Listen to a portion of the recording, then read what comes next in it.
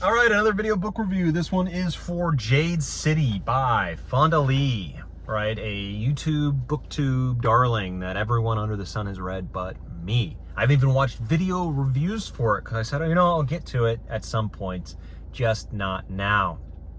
Years later, I finally got to it. I had a window. You know how it is where you have your TBR, you're looking around. At least for me, I don't have a set, hey, these are the things that I'm going to be reading this year.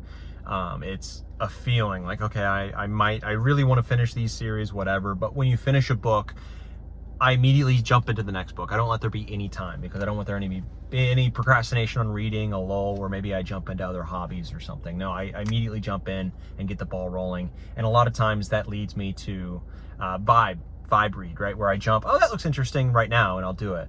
And maybe 2 books ago, I really felt like I'd like to read it, but now I'm not really feeling it. Well, anyways, all that to say is I got to Jade City and I loved it. It was fantastic, superb, and I can see why people truly love it, and I have on their lists of favorite fantasy books, all that kind of stuff. Like, I loved it. I loved the gang Asian syndicate mixed with fantasy 1950s 60s kind of vibe over there, and it was just, everything worked so fantastically together. You had wonderful characters who were deep and had their own flaws and the things that made them tick. You fully understood their foibles, everything, and then throw them all into a blender together through all these shared histories that you get introduced with each other, about each other, and it just becomes so interesting. These characters really come off the page, and the dialogue that Fonda has given them just absolutely enhances everything about the character. It really helps to bring them to life. It feels so realistic, feels so good. And then you have these characters who you're super, really care about them, and they're being put in these constantly in these nail-biting situations that keep you turning the page. And with the great pacing and the great dialogue, it leads for a page turner in a book that is not the shortest, but it flies by. It flies by so quick. And I love the Asian inspired nature of it. I bounced off of Grace of Kings a few months back, and it was the other Asian inspired masterpiece that people talk about. So I was hesitant just with that in the back of my mind to touch this one.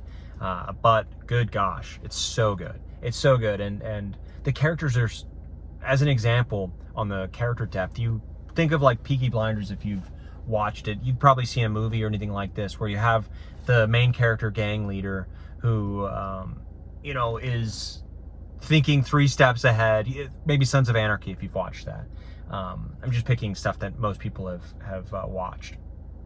Or you have your main guy who is thinking levels above other gang members or other whatever, or rising through the ranks and doing all this stuff. He has compassion. He's more compassionate than other other members of the gang. That what kind of separates him, as well as his forward thinking. And he's got a whole host of other abilities. And then maybe he's got a brother or a sister who is way too harsh, who is all brawn and no brain, goes lets the motions drive him or her, that kind of thing. And that's a huge trope. Then maybe later on the brother tries to take over the gang, and then that's a different problem. That is kind of what I expected with this, that kind of level of tropiness with a family crime syndicate, and that didn't happen. It was fantastic. It did not happen. There was none of that. It was, you've got kind of that as the main character, but he's on equal footing with his brother and sister, who have their own strengths. Like Hilo is the brother who is a great fighter, lets emotions kind of drive him more than Lan, the main character, the main guy, right? There's a lot of point of views, and they really share a lot of the same like page count for each other, but you get that kind of feeling. But Hilo is that, and more. You realize he's that, but he knows how to juggle those feelings and make decisions. He's not a young kid who he wouldn't be in this position if he was just that, like in Peaky Blinders, the brother there, who is just fully emotional. And I remember watching that show and thinking, wow, this is absolutely like all these problems are avoidable because of bad leadership. Like if Thomas Shelby was a better leader, he would not allow this to happen, you know, this, that, and the other, better training, whatever it is.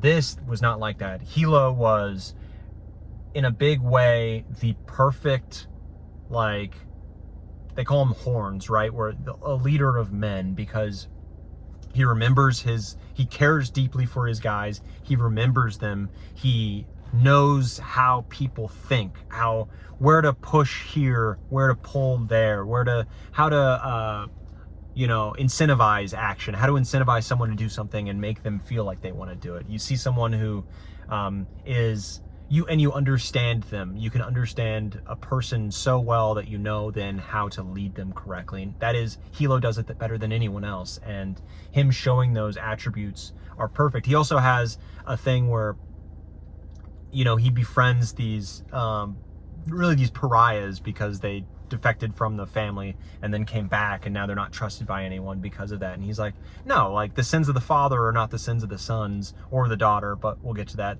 So he befriends them, finds their qualities, and they become, you know, lifelong stalwart brothers to him. And he looks past the prejudice there. He also looks past the prejudice for their sister, who ends up becoming like a fiance. You find that like in the first meeting.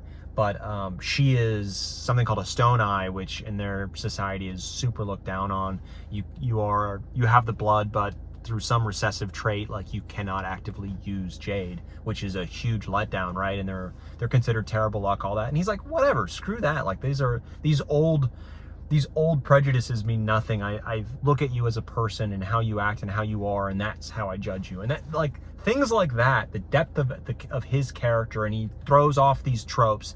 And I love how Fonda Lee, like, has the beginning of the trope, but, like, expands on it and makes him a real human being, not just a trope, and makes him so, you know, likable. And he's got his own faults, right? He's not a perfect human being. He's got his own faults, but you understand them because they come with his good qualities, just like, you know, a real person. And you get that with Shay, you get that with Andon, you get that with all the other point of view characters, and to a lesser extent, the side characters. So the characters feel so real and so, you know, so deep as characters, and the dialogue only enhances that. Like, it's so well done how Fonda Lee does the dialogue, and so natural that it only aids in the understanding of these characters. It's so great how that's done. And the storyline itself takes its own, you know, circuitous path to the finish, that you don't see all these things coming, and it just is beautifully done. I love that as well. And then the only thing negative I'd say is there's a lot of exposition that needs to be thrown out. I mean, it's a fantasy novel, right? You're introducing a world, introducing a magic system, introducing all that. So a lot of exposition needs to happen, but it does feel overwhelming at times, or a little overbearing. Not overwhelming, but overbearing, to where as fantasy readers, we all have like a level of acceptance on tolerance on exposition, where it's needed, you understand it, and you can easily flow through the scene while getting the exposition dump and understanding it and feeling good about it. This, I feel, goes a little over the edge, more than a handful of times, on the amount of acceptable exposition, where it's all needed, right? But the way that it was delivered was maybe a little bit too heavy-handed. But it doesn't lessen my enjoyment too much of the book. Like, it was easily passed by, and again, you need it, like I said, so it was necessary. In the end, it just lessened the quality a little bit of the flow in the writing, but it was great in that sense. And the world itself is, you feel that it is pretty small in this one city and a few districts really of the city, but it's so interesting. It's a city, as anyone who's been in a city for enough time knows that a city is a world in and of itself, and you really feel that with this city itself, which has its own name. It's not like, it's nicknamed Jade City by foreigners, and it's like, it's not Kowloon, but it's like Kekun or something like that. I forget. But Jade City itself is like that, and there's many gangs who populate it, and there's really two big ones who control a lot of the sections of the city, and you see the interplay between that and the culture there. But you also know on the outskirts, because there's little whispers and all this coming in from all these outside states, and you're trying to understand the geopolitical,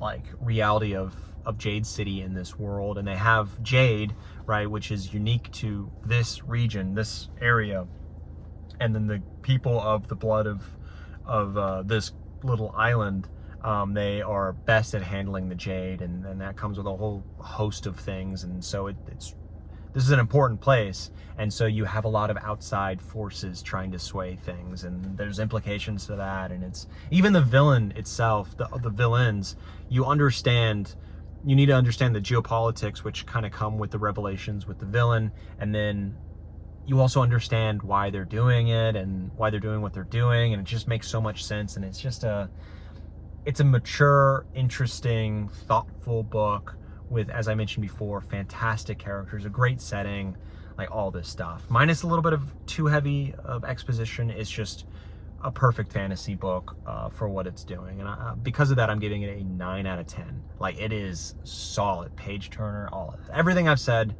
read it if you haven't already. It's like I was late to the party with Will the Mini, and I was late to the party here, but it's fantastic. It is just utterly such a solid book, and I expect to see it on my end of the year top 10. I can't imagine not. Anyways, that's it for this book review. Let me know what you thought of Jade City. It's just super fantastic. Just even thinking about it, I love this book. And I plan to read it in the future, or carry on with this trilogy in the future. I can't wait. So let me know what you think, and on to the next book.